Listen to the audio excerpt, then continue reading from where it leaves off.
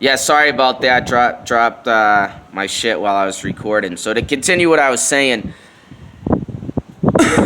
at this point in time, my thoughts are because these people seem to just be dropping dead, and it's not explained, and they're like, oh, what's going on, blah blah blah. At this point in time, I'm thinking it might be Ghost. Inside her suit, being cloaked, and she's invisible, and she's marking these people off. Um, I was wrong. Actually, what it ends up being is a lot cooler. But so yeah, Clint's dead. Blah blah blah. They're trying to figure it out.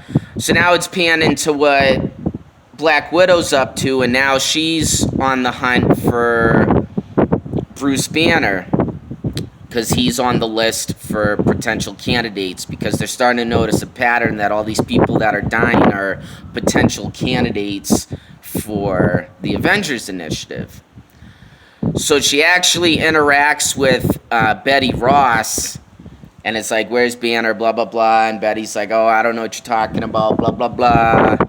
And just like in that movie, they're at a college, and, if anyone saw the Incredible Hulk movie, I know a lot of people didn't, and it's actually kind of forgotten. It's one of the forgotten movies of the MCU. Like, a lot of people forget that movie is part of the MCU or exists. A big part of it is because they recasted Edward Norton with Mark Ruffalo, and then like the Hulk himself looks different now than he did in the original movie, and blah blah blah.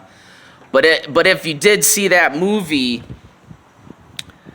Bruce Banner sneaked into the college campus in a pizza delivery like disguise, like as a pizza boy.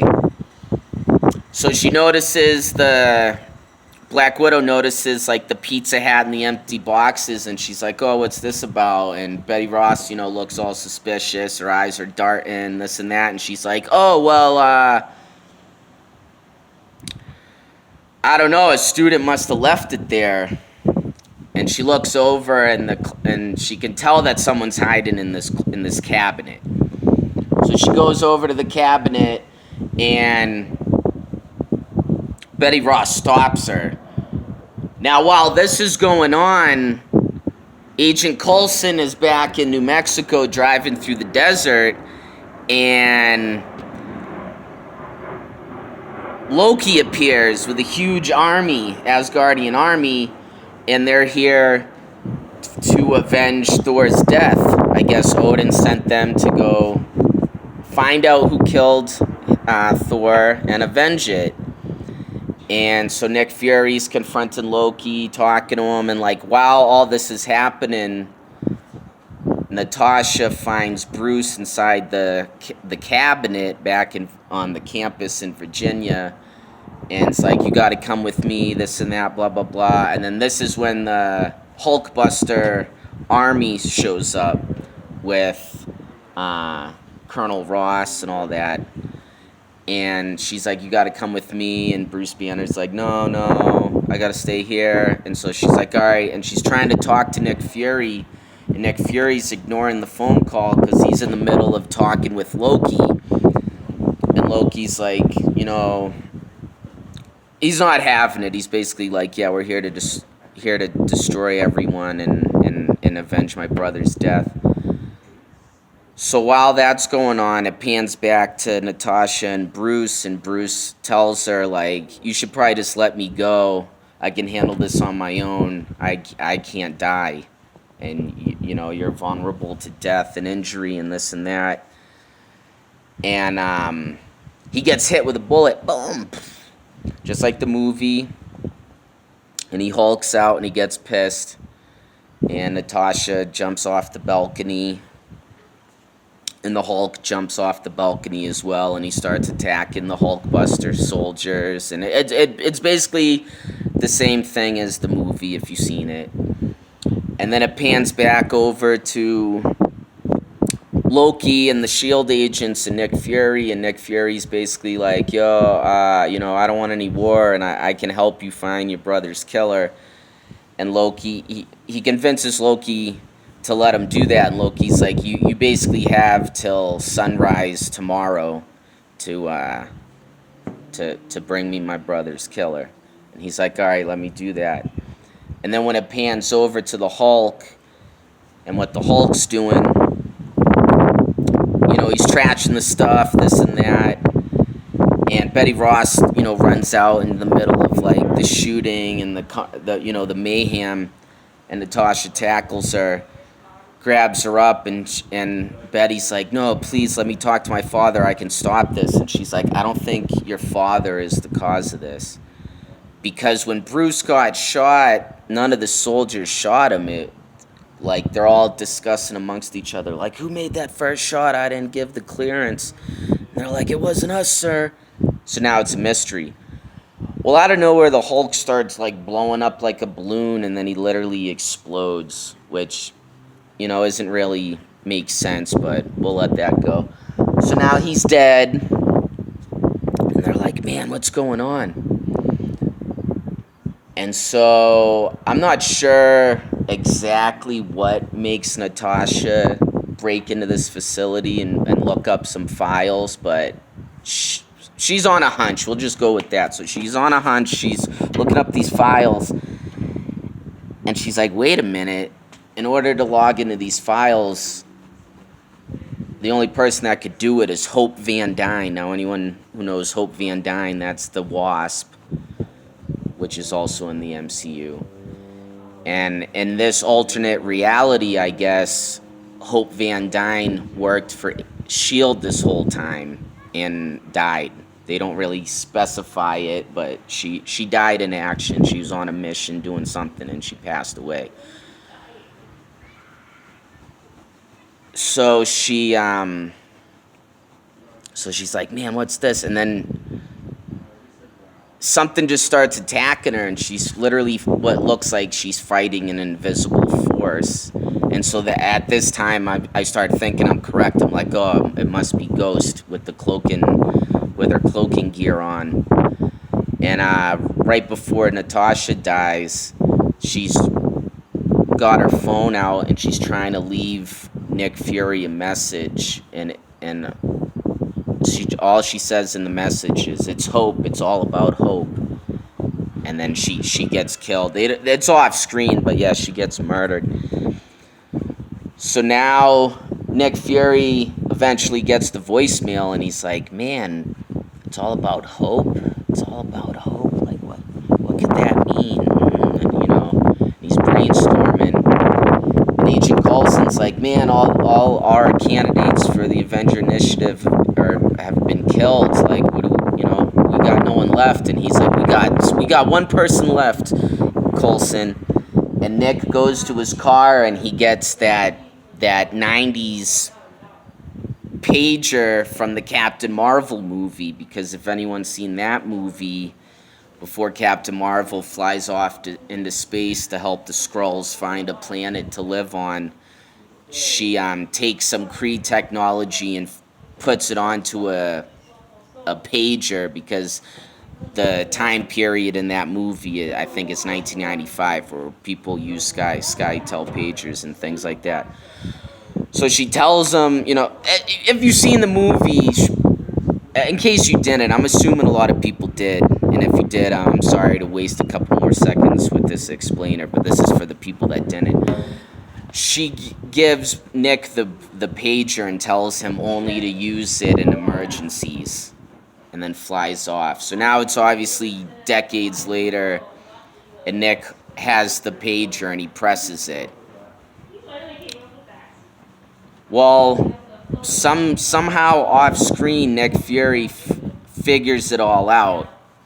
And so what he does is he's now at a graveyard, and he goes in front of Hope Van Dyne's gravestone, and he's, paying his condolences and this, or his respects. Or I guess they're one and the same, but he's paying his respects to her, and you hear a voice.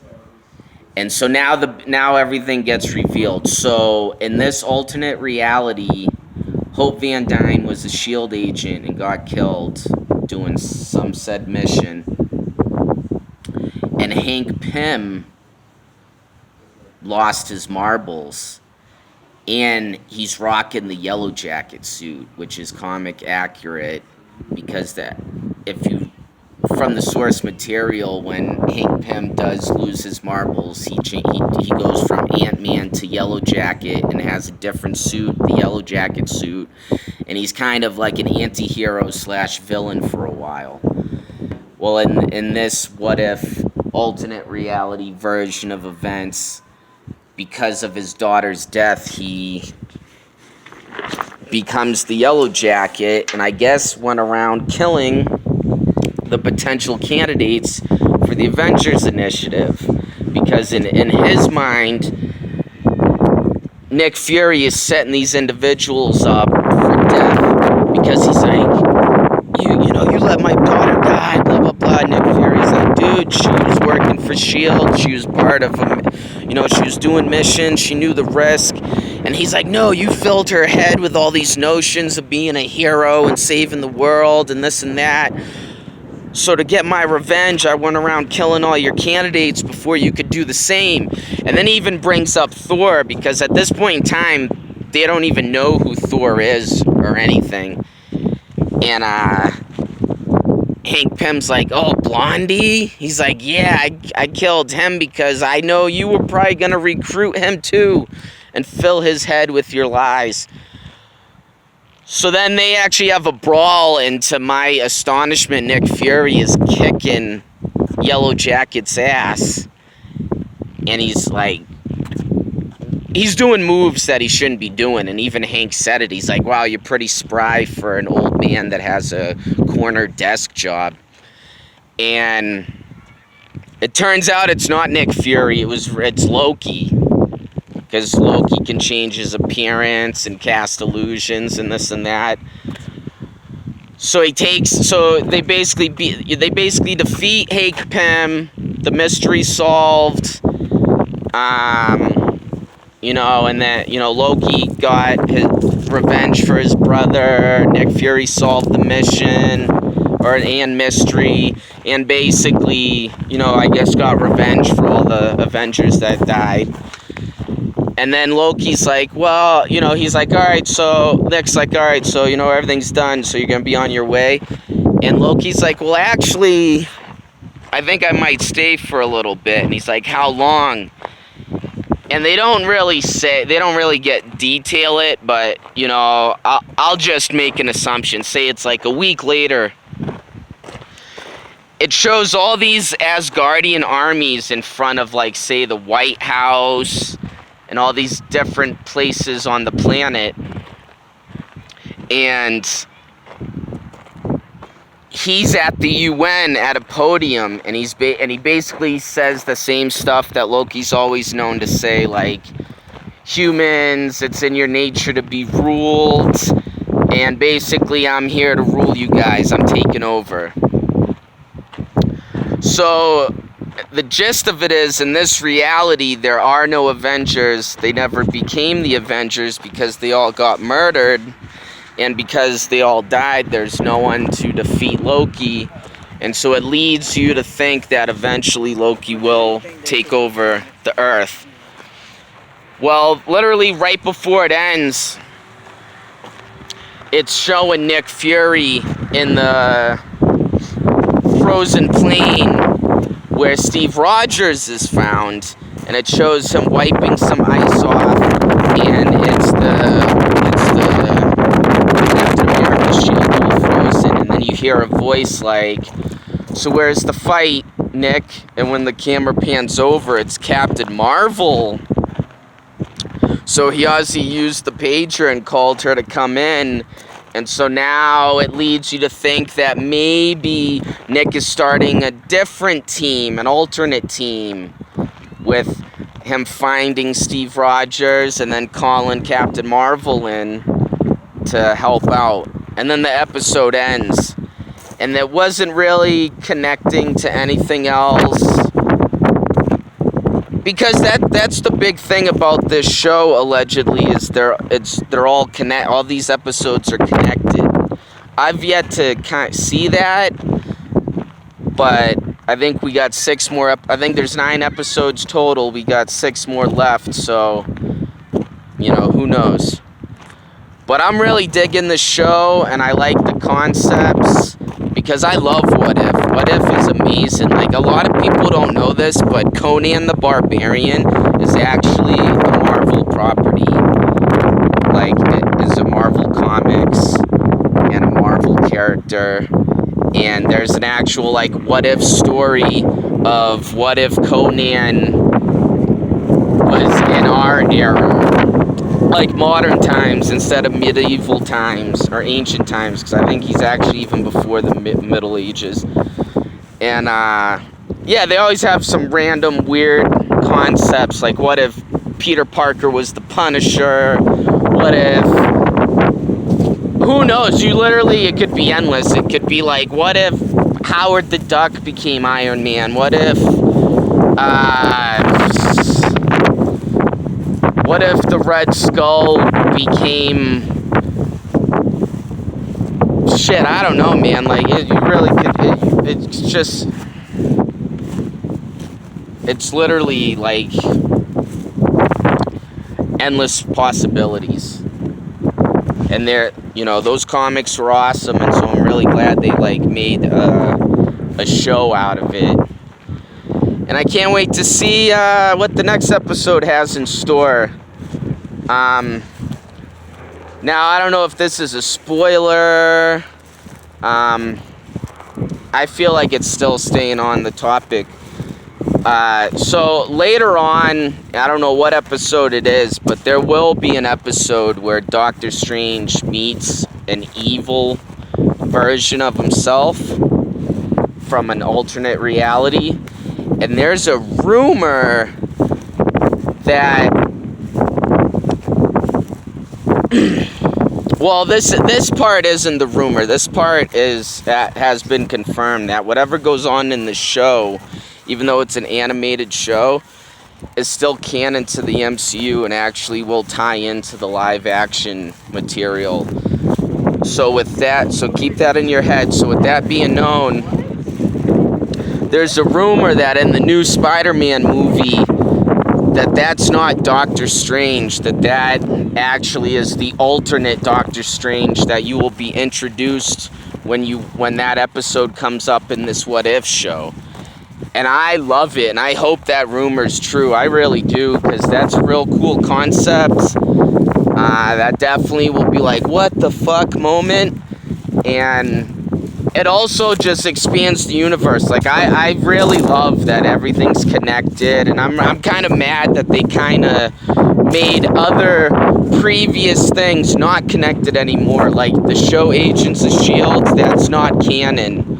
Or the Netflix shows, like The Punisher, The Daredevil, The Luke Cage, Iron Fist, Jessica Jones.